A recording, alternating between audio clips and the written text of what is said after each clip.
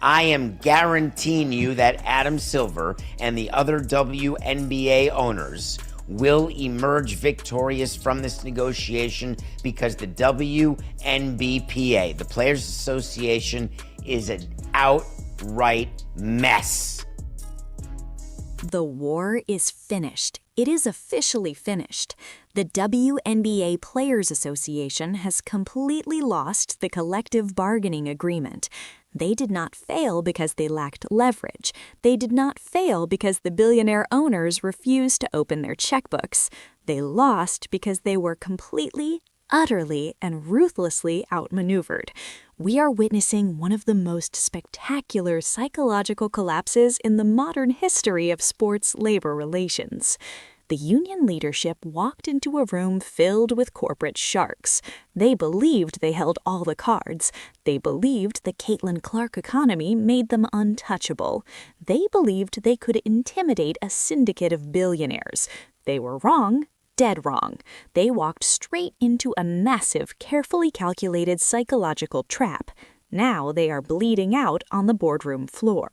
Welcome to the breakdown. Get your popcorn ready. We are about to reveal the ultimate corporate masterstroke. We are going to uncover the sheer brilliance behind the fake deadline. We will dissect the catastrophic internal leak that shattered the union. And we will show you exactly why the WNBPA is desperately, almost pathetically, misleading the public to hide their own collapse. To understand this absolute slaughter, you have to examine the architect of the trap. You have to look at Adam Silver, the commissioner of the National Basketball Association and the proxy leader for the Women's National Basketball Association ownership groups. Silver is a corporate grandmaster. He does not negotiate with emotion. He does not care about public relations stunts. He negotiates using pure, unfiltered human psychology. He watched the WNBA Players Union launch its aggressive social media campaigns. He watched them demand 27% of gross revenue. He watched them posture and act tough. But Silver understood the ultimate weakness of any labor union: fear. Pure, unfiltered economic fear. Silver knew that 80% of the WNBA was sitting in unrestricted free agency. He knew that middle-class players were completely dependent on their next paycheck. He knew they could not truly afford a strike, so he did not battle them over money. He battled them over the calendar. He stepped up to a microphone during All-Star Weekend and delivered a psychological kill shot. Listen closely to the brilliance of Adam Silver's strategy.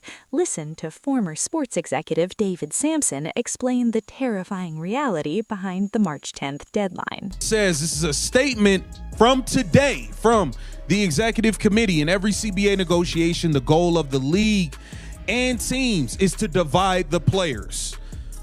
These negotiations are no different. That date was pulled completely out of thin air.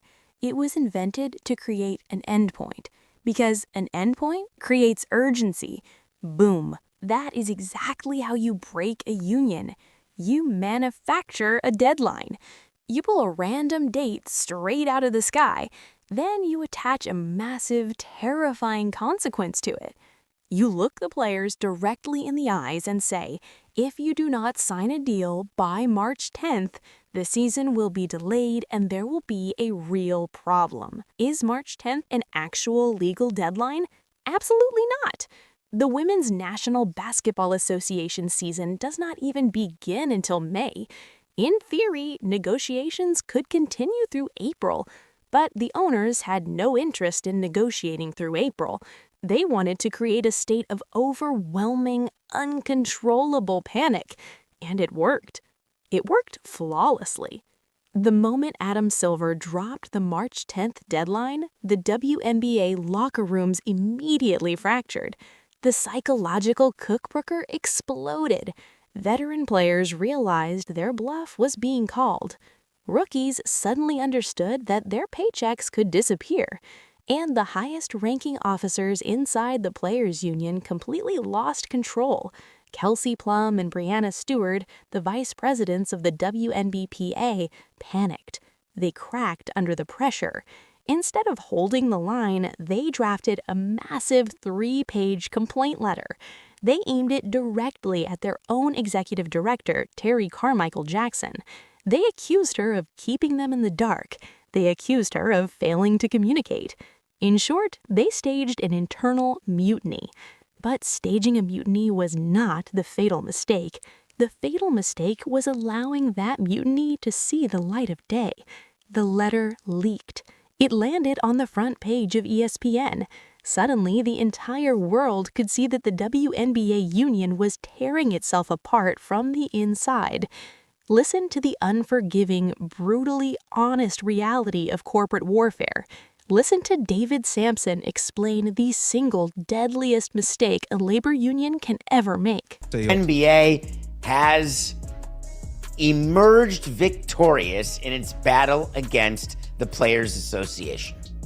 While you have not read that there has been a settlement. When you have a problem inside your union, you cannot allow anyone else to discover it, because the moment the other side sees the fracture, they will use an expander to pry open your chest cavity and expose your beating heart. Stop the tape. That is the cold, dark reality of billion-dollar negotiations. You never, ever show the enemy your throat. When Kelsey Plum and Breanna Stewart allowed their internal panic to leak to the sports media, they handed the billionaire owners the ultimate weapon. The owners were sitting comfortably in their luxury suites. They were watching ESPN. They read the leaked letter and immediately smiled. They realized the union was completely terrified. They realized the fake March 10th deadline had successfully shattered the spirit of the executive committee. In corporate negotiations, if the other side knows you are internally fractured, they will never offer you another dime. They will never compromise. Instead, they simply cross their arms, lean back in their chairs, and wait for you to surrender. The owners now understand that the players no longer trust their own leadership. They know the players are desperate to get back onto the basketball court. The leverage has completely, permanently evaporated. This is not a prediction. It is an undeniable corporate reality. The battle is already finished. The ink simply has not dried yet. Listen to the definitive absolute guarantee delivered by a man who spent decades executing these exact same ruthless strategies against professional athletes, David Sampson. Panic on behalf of the players. And when you know that you've got a problem within your union, there's one thing you can't do. You can't let anyone else know that. I am guaranteeing you that Adam Silver and the owners of the Women's National Basketball Association will emerge victorious from this negotiation, because the Players Association is an outright mess. Checkmate, the game is finished. The WNBA Players Association has been exposed as a disorganized, deeply incompetent organization. They tried to play high-stakes poker with private equity billionaires and ended up setting their own chips on fire. But the story does not end with surrender. The story becomes infinitely darker, because when a deeply arrogant, highly publicized organization completely collapses on the world stage, they do not simply apologize and walk away. They try to cover it up. They attempt to spin the narrative. They attempt to lie directly to the faces of the people who pay their salaries. The union's executive committee realized that the leaked letter had completely destroyed their credibility. They realized fans were laughing at them. They realized agents were staging hostile takeovers. So they panicked. Again. They hurriedly drafted an emergency public relations statement. They posted it across social media. They attempted to aggressively push a completely fabricated narrative of unshakable solidarity. They tried to glue the shattered vase back together and pretend it had never been broken. Listen to the sheer, unfiltered desperation in this PR statement. Listen carefully to the exact language the union leadership is using to gaslight the entire basketball ecosystem. Sure that we're clear about that? When Adam Silver stood up after the All-Star game during his media availability during All-Star weekend and said, and we have a deadline on March 10th, or there could be a delay and there's going to be a real problem. In every CBA negotiation, the goal of the league is to divide the players. We remain united and focused. Stop right there. Let us tear that statement completely apart. The goal of the league is to divide the players. No, the league did not divide you. Adam Silver did not hack into your email servers and force Kelsey Plum and Breanna Stewart to write a mutinous letter. The league did not force your own players to jump on social media and complain about the executive committee. The league did not force 10 powerful sports agents to bypass your authority. You divided yourselves. You allowed massive egos, terrible communication, and radicalized labor theories to tear your own locker rooms apart. Then the union attempted to execute the oldest, most transparent trick in the public relations playbook. They released the results of an internal player survey. They proudly announced that 84% of the players voted to reject the owner's 15% revenue offer. They used that statistic to claim the players are fully prepared to keep negotiating. They used it to suggest that a strike is still on the table. This is a completely manufactured illusion. In the world of political polling and corporate PR, it is known as a push poll.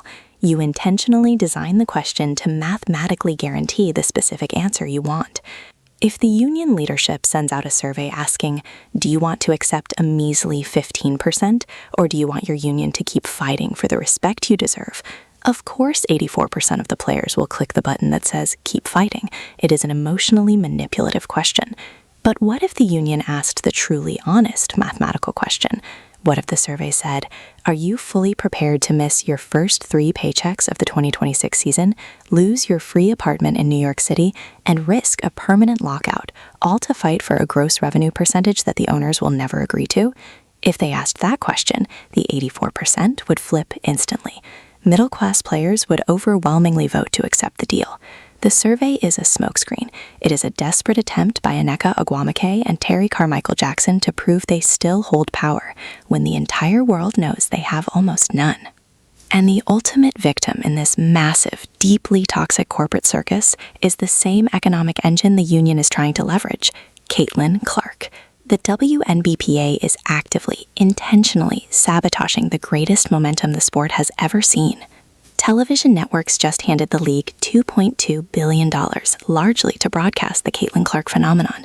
Expansion franchises in Toronto and Portland paid astronomical entry fees to exist inside the Caitlin Clark economy.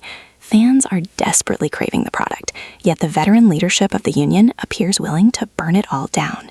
They are willing to threaten a massive season-ending strike. They are willing to alienate millions of new fans. They are willing to risk destabilizing the structural foundation of the Women's National Basketball Association, all because they refuse to admit they may have been outmaneuvered by Adam Silver. They are effectively holding the Caitlin Clark stimulus package hostage, demanding a ransom the billionaires will never pay. The March 10th deadline became a psychological weapon. The union walked straight into the trap. They panicked, they fractured, they leaked their own vulnerabilities. Now they appear backed into a corner, stripped of leverage, desperately posting surveys to maintain the illusion of strength. The owners may simply sit back, watch the calendar approach March 10th, and wait for the WNBPA to surrender. The war in this narrative looks finished.